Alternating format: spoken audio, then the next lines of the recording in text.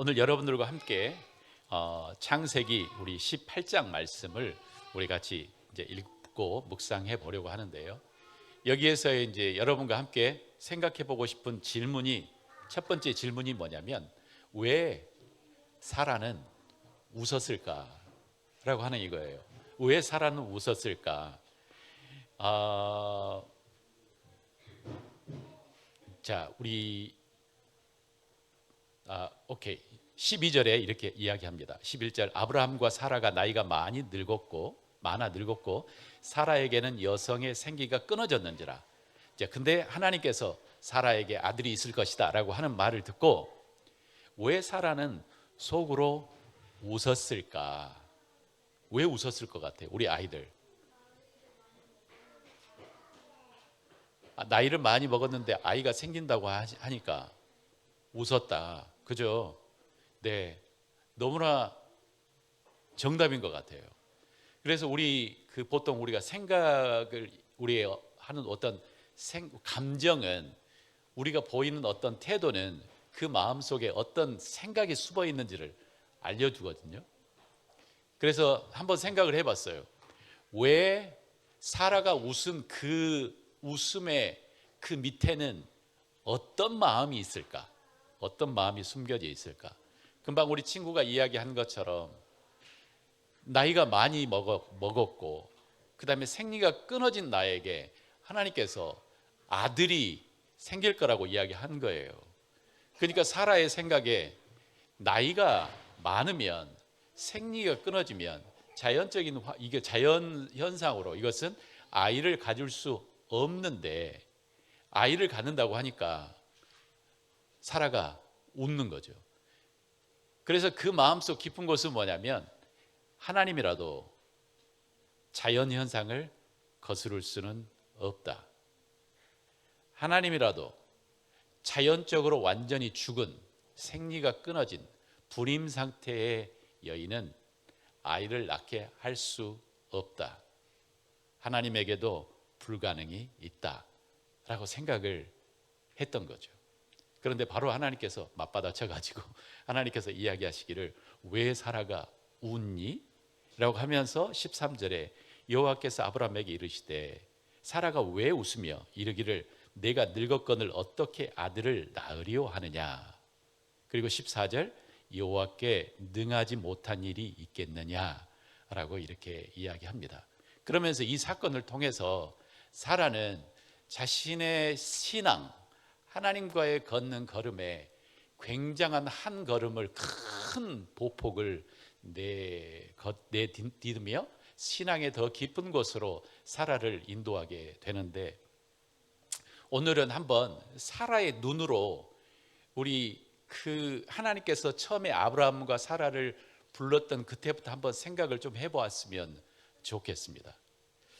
자, 그래서 우리가 어디로 넘어가냐면, 이제 여러분이 같이 이제 따라서 성경을 펴실 필요는 없는데, 처음에 우리가 아는 것처럼 하나님께서 아브람과 사레가 우리 하란이라고 하는 곳에 있을 때에 그 부모님과 그 친척들과 함께 살고 있을 때 그것을 불렀지 않습니까? 그때 나이가 아브라함이 75세, 그리고 사라가 65세. 물론 지금의 나이와 이렇게 비교하면 안 되겠지만 그때는 그 나이에도 출생을 할 수 있었던 것 같아요. 그런데 이미 사라에게 그 바로 앞장에 11장 30절에 보면 사라는 아이를 낳을 수 없는 불임이었다고 이야기를 하고 있습니다. 그러니까 이 아이를 낳을 수 없는 그 여인, 그리고 그때 당시에 이 아이를 갖는다, 아이를 낳는다고 하는 것은 지금보다 훨씬 더 강력한 의미를 갖고 있습니다. 여인에게 자녀라고 하는 그 의미는 얼마나 복받은 여인인지에 대한 어떤 상징적인 것입니다. 그리고 더군다나 그 아이가 남자아이라고 하는 것은 정말 이 여인은 복받았구나. 그런데 그 아이가 남자아이가 한 명이 아니고 여러 명이다. 그러면 이 여인은 진짜 축복받은 여인인 거예요. 그러니까 이 아이, 자녀는 그 여인에게 프라이드이기도 하고요, 기쁨이기도 하고요. 그리고 미래에 대한 나를 지켜줄 소망이기도 해요. 그래서 이 자녀를 간절히 갖고 싶었는데 자녀가 없는 거예요.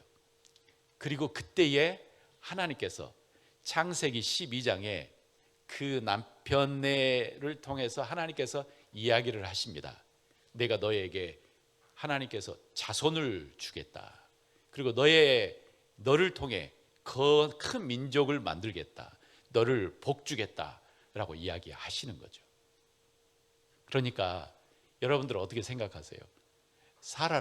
여러분이 사라라고 생각하면, 야, 하나님께서 우리 부부에게 자손을 주신대. 그리고 우리를 위대한 큰 민족을 만들어 주신대 라고 생각하니까 사라와 아브라함은 정말 위험하지만 그러나 믿음의 도전을 한 거죠. 세상 말로는 진짜 그 약속에 베팅을 한 거예요. 그래, 따라가 보자. 그래서 함께 따라가 봤습니다. 누군가를 따를 때에 보통 우리는 그냥 저 사람을 따라가면 내 인생이 망해, 저 사람을 따라가면 아무런 소망도 없어, 그러면 우리는 따라가지 않습니다. 그렇죠? 또 우리가 저를 생각해 봐도 제가 처음에 하나님께서 저를 사역의 길로 부르셨을 때에, 사역의 길로 부르셨을 때 분명히 제 마음속에 이런 마음이 있었어요. 하나님께서 나를 거룩한 사역의 길로 부르신다? 그러니까 하나님의 이 거룩한 뜻을 따라야지. 그것도 물론 있었지만 그것보다 더 중요한 나의 이유가 있었습니다. 그 나의 이유는 뭐냐면, 내가 이 길을 따라가면 하나님께서 내 길을 지키시고 하나님께서 나의 피로를 채우시며 내 마음의 갈급함을 하나님께서 채우실 것이다 라고 하는 나의 이유도 있었습니다. 하나님께서 내게 주셨던 말씀이 마태복음 6장 33절 말씀이었거든요. 먼저 그의 나라와 그의 의를 구하라. 그리고 제게 더 크게 들렸던 말은 그 다음에 따라오는, 그리하면 이 모든 것을 너희에게 더하시리라. 그러니까 우리가 하나님을 따를 때에 우리에게는 나름대로 나의 아젠다, 나의 소망과 나의 꿈이 있었다는 것입니다. 그렇지 않습니까? 솔직하게 이야기하면 내가 하나님을 따라가는데 그냥 그분이 강력하기 때문에, 그분이 그냥 나를 따라오라고 하니까 그게 아니에요. 우리 마음속에 소망이 있었던 거죠. 하나님을 통해서 그게 이루어지기를 원했던 거죠. 그래서 아담과 하와는 하나님이 약속하신 그 약속, 축복의 메시지를 듣고 아담과 하와라고 이야기하니까 제가 또 아브라함과 사라는 하나님을 따라 그 길을 걸어갔습니다. 그 길을 걸어갈 때 저도 처음에 사역의 길을 들어갈 때 제 마음속에 뭐가 있었냐면, 그때가 언제냐면 제가 신학교 막 들어가려고 막 시험을 보고 있을 때 가슴에서 막 뭐가 막 끊어지는 아픔이 있었어요.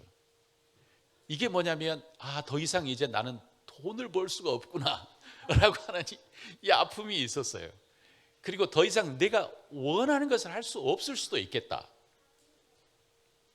뭐 이런 아픔들이 있었습니다.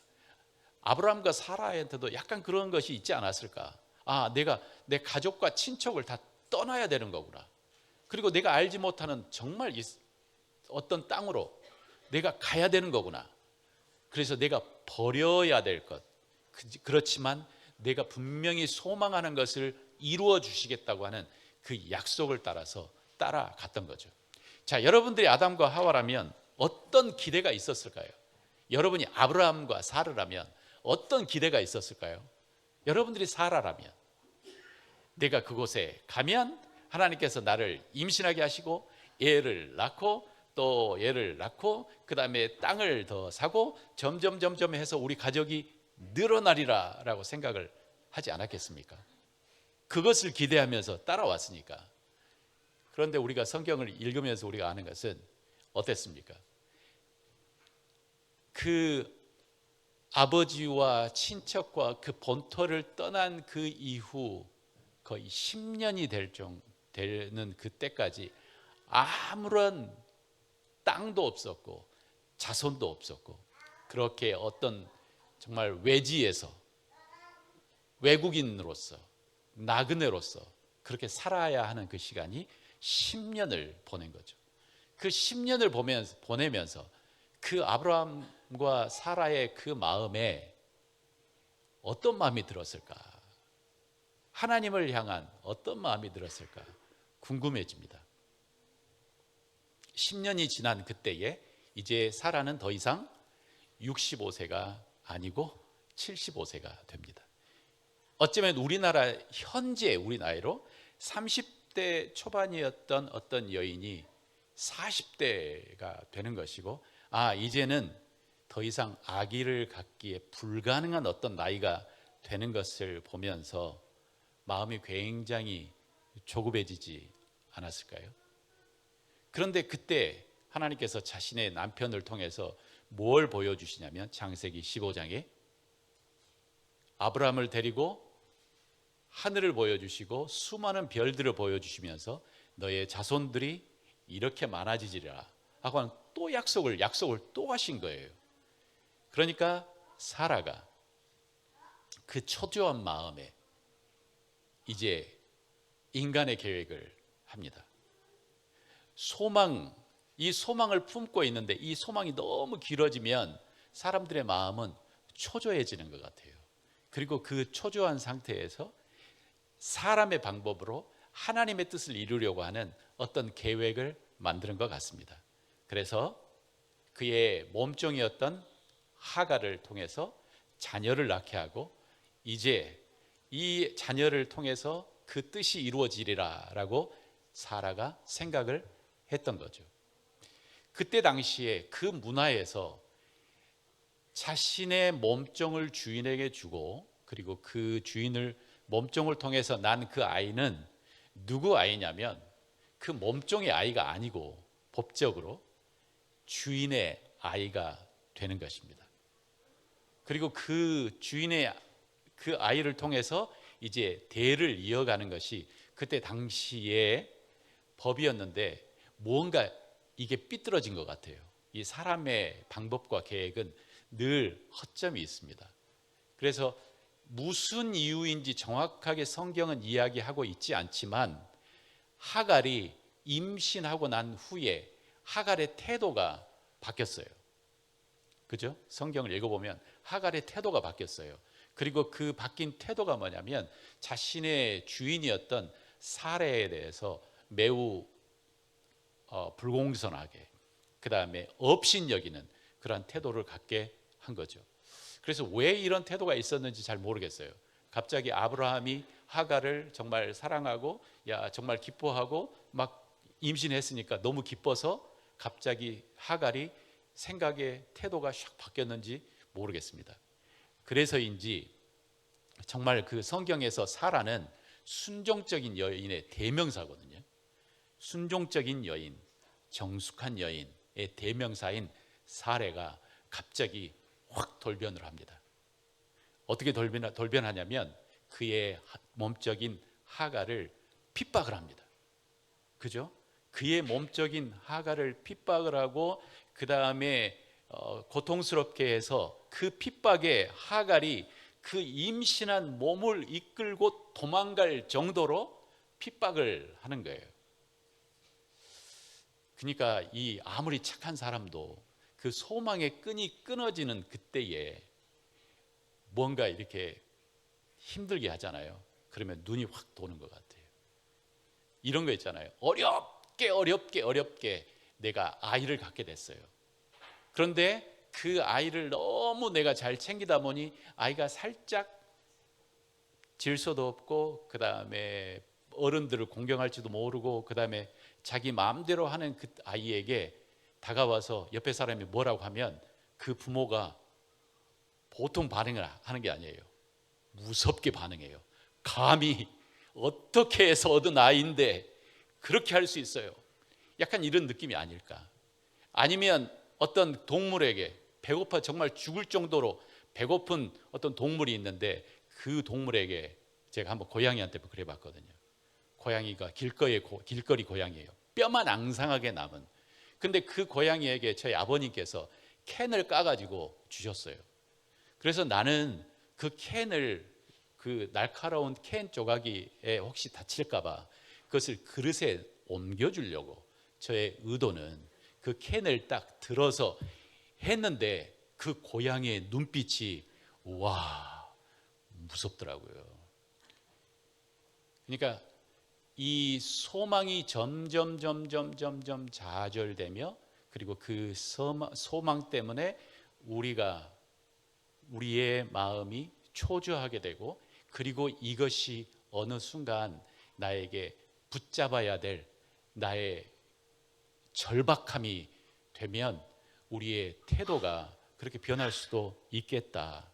소망이 집착이 되고, 그리고 그 집착에서 나오는 그 행동은 어떤 때는 우상 숭배와 한 끗 차이,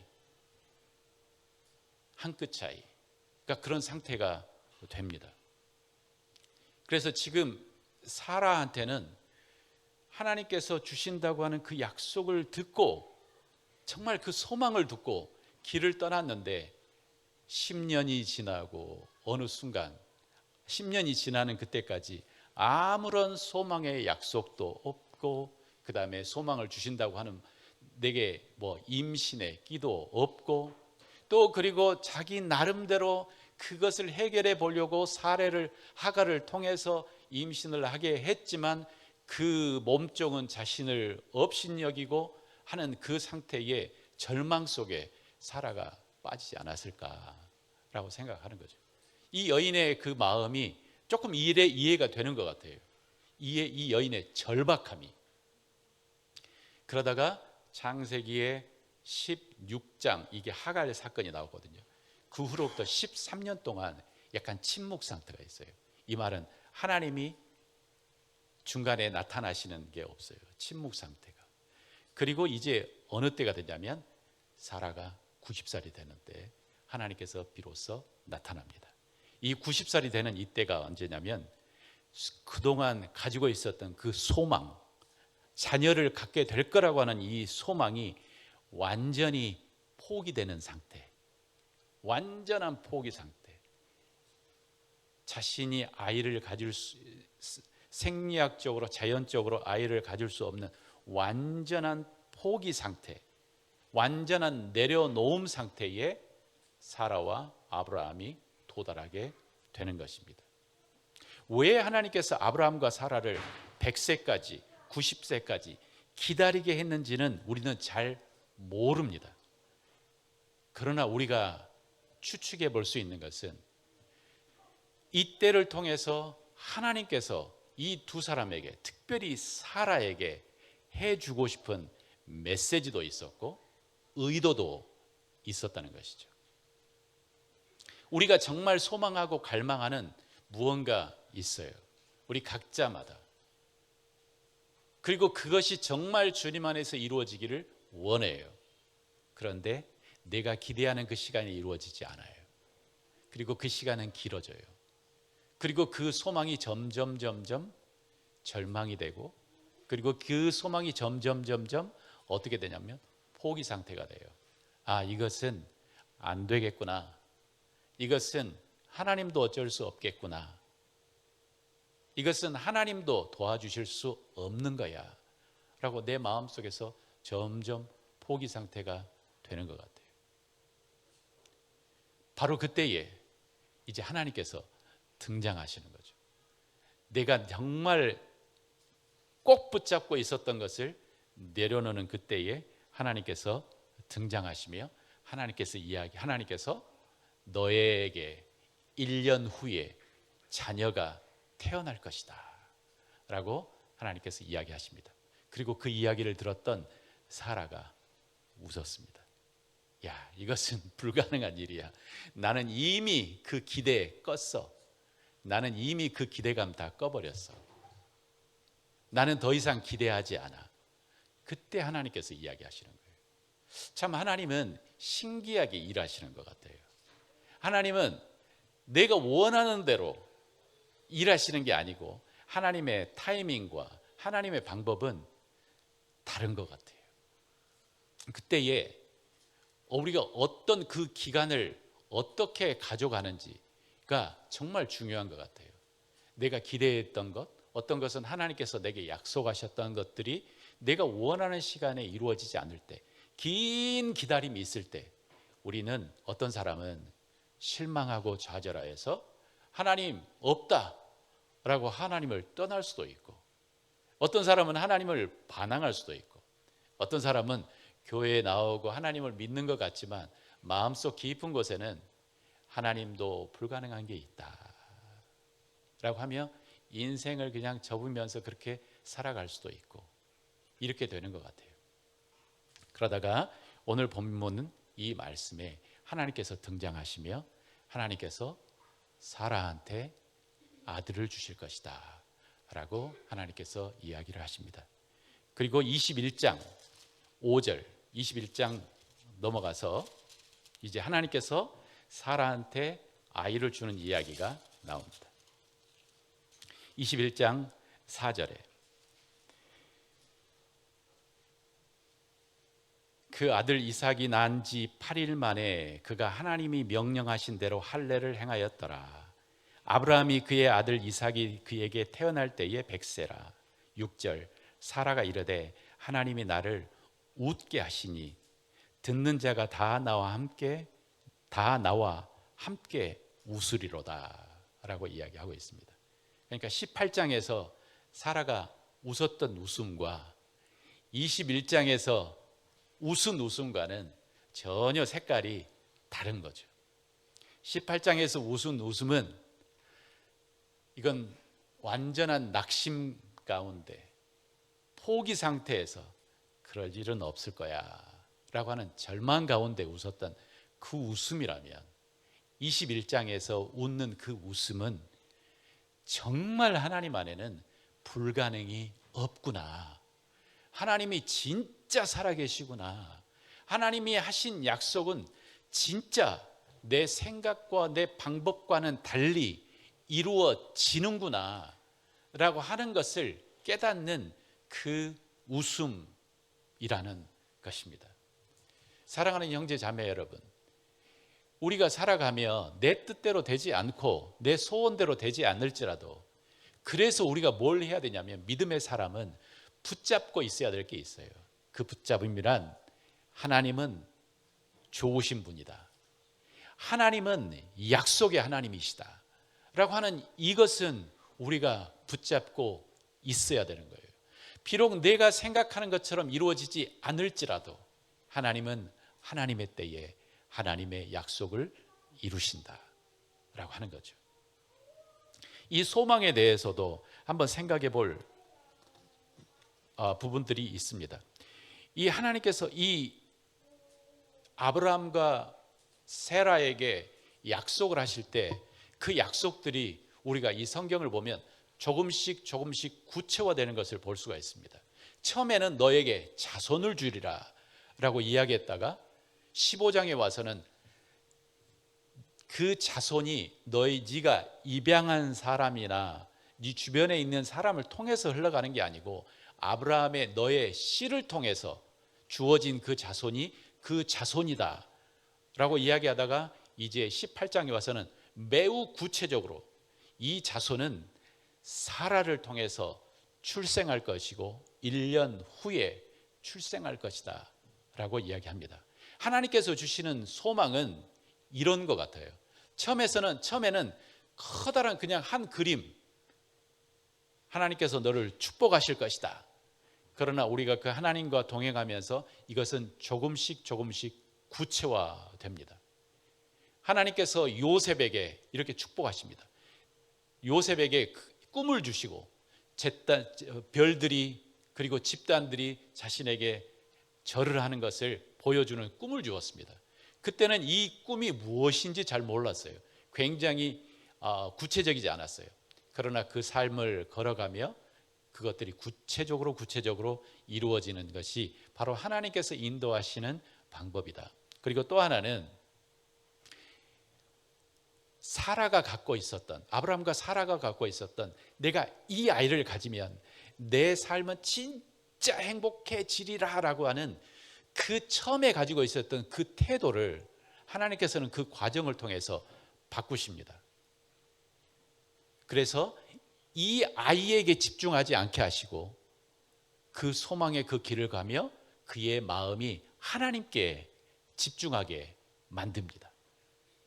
처음에 이것만 있으면 내가 행복하리라. 그리고 이것 때문에 제가 하나님을 따랐다면 그 과정을 지나는 그 순간 하나님은 내 마음을 만지시고 내게 내려놓게 하시고 그리고 나의 태도를 변화시키시고 나를 성장시키시며 하나님께서는 하나님의 그 역사를 우리의 삶 속에 이루십니다. 우리를 성장시키십니다. 우리를 성숙시키십니다. 그리고 하나님을 만나게 하십니다. 저의 삶을 돌아봐도 제가 처음에 예수님을 영접하고 그리고 내가 정말 나의 삶을 하나님께로 드리겠다라고 했을 때에 나의 삶을 이렇게 돌아보면 내 마음속에 정말 그 의도, 숨겨진 의도를 보면 불순한 것들도 많이 들어있었어요. 겉으로는 사람들한테 나는 굉장히 거룩한 선택을 합니다 하지만 불순한 것들이 있었어요. 그런데 이 과정을 지나고 나서 제가 있는 이 시점에 하나님께서는 저를 성숙시키시고 저를 바꾸시고 제 마음이 내가 꼭 붙잡고 싶으면 그것보다 하나님을 바라보게 나를 도와주셨어요. 정말 생명의 근원이신 그리고 나의 축복의 근원이신 하나님을 바라보게 하신 거죠. 하나님을 바라보게 하신 거죠. 성경 보니까 이런 말씀이 있더라고요. 이 말씀도 제가 처음에 하나님을 따를 때 하나님께서 제게 주신 말씀 중에 한 말씀이에요. 로마서 5장 4절 5절에 다만 이뿐만 아니라 우리가 환난 중에도 즐거워하니 이는 환난은 인내를, 인내는 연단을, 연단은 소망을 이루는 줄을 알미로다. 이 소망이 우리를 부끄럽게 하지 아니함은 우리에게 주신 성령으로 말미암아 하나님의 사랑이 우리 마음에 부은 바 됨이니 라고 이야기하고 있습니다. 여기에서 우리가 경험하는 환난과 그리고 우리가 경험하는 이 인내와 그리고 연단은 점점 우리의 소망이 처음에 내가 가지고 있었던 어떤 원했던 것보다 더 아름답고 더 거룩하게 하나님 안에서 소망을 빚어 가시고 이 빚어진 소망은 뭐라고 하냐면 우리를 부끄럽게 하지 않는다. 이 의미는 뭐냐면 소망을 가지고 있었는데 내게 안 이루어졌어. 그래가지고 주변 사람이 에이 하나님 따른다는데 웃기고 있네, 인생 망했네, 쫑났네 하지 않을 것이라는 거죠. 하나님 안에서 세워진 이 소망은 결국 그리스도 안에서 내 삶 속에 이루어질 거라는 거죠. 그래서 이 과정 속에 뭐가 필요하냐면 여기서 이야기하는 것처럼 어려움과 환난과 인내를 통해 제 안에 그 소망이 다시 세워져야 되는 그 시간이 필요한 거예요. 사라에게 처음부터 하나님께서 아들을 딱 주셨다. 그러면 사라는 이게 하나님께서 주셨나? 아니면 이건 자연적으로 생긴 건가? 사라에게서 처음부터 자녀들을 많이 주셨다면 사라가 우리가 아는 사라의 그 성품을 갖지 못했을 거예요. 우리가 아는 아브라함이 안 됐을 거예요. 그러나 하나님의 뜻은 우리의 생각과 다릅니다. 하나님의 그 약속의 시간은 우리와 다릅니다. 우리가 해야 될 것은 뭐냐면 신뢰하고 소망을 놓지 않고 걸어가는 거예요. 오늘 하루하루의 삶을. 사랑하는 형제 자매 여러분, 여러분의 마음 안에 어떤 소망이 있습니까? 그 소망을 하나님께 올려드리십시오. 여러분의 꿈을 하나님께 올려드리십시오. 그리고 뭐라고 기도하냐면 하나님 이게 내 소망입니다. 이 소망을 아름답게 빚어주시고 내 이 꿈이 이루어지도록 주님 도와주십시오 라고 하는 거예요. 내 마음속에 있는 그 꿈과 소망을 포기하지 마세요. 하나님께 올려드리세요. 하나님께 올려드리세요. 그러면 하나님께서 하나님의 때에 내 마음에 여러분에게 그것을 돌려드리실 것입니다. 제가 가끔 불렀는데 한동안 잊고 있다가 이 설교를 준비하면서 생각났던 그 찬양이 있어요. 아주 짧은. 그게 뭐냐면 영어로 불렀던 찬양인데 뭔가 something beautiful, something good. 그러니까 뭔가 아름답고 뭔가 좋은 것. 그것을 내가 주님 안에서 가지고 있었는데 그 안에는 좋은 것뿐만 아니라 내가 모든 혼돈과 그 다음에 이상한 것들이 함께 섞여 있었다. 그러나 내가 이것을 그냥 하나님께 올려드렸더니 하나님께서 하나님의 때에 아름답게 만들어서 내 가슴에 다시 넣어주셨다라고 하는 이 찬양이 제가 생각이 났습니다. 여러분 안에 있는 그 소망을 하나님께 올려드리십시오. 그러면 하나님께서 그것을 빚으시고 아름답게 하시고 여러분의 가슴 속에 다시 들려 보내주실 것입니다. 그리고 우리에게 진짜 하나님이 계시구나, 하나님이 못하실 일이 없는 그 불가능이 없는 그분이구나, 우리의 삶 속에 깨닫게 하실 것입니다. 우리가 주님을 그렇게 경험하기를 소원합니다. 2026년에 우리가 주님을 경험하기를 소원합니다. 나의 삶 속에 하나님의 소망을 이루시는 그 주님을 우리가 경험했으면 좋겠습니다. 우리 같이 기도하겠습니다.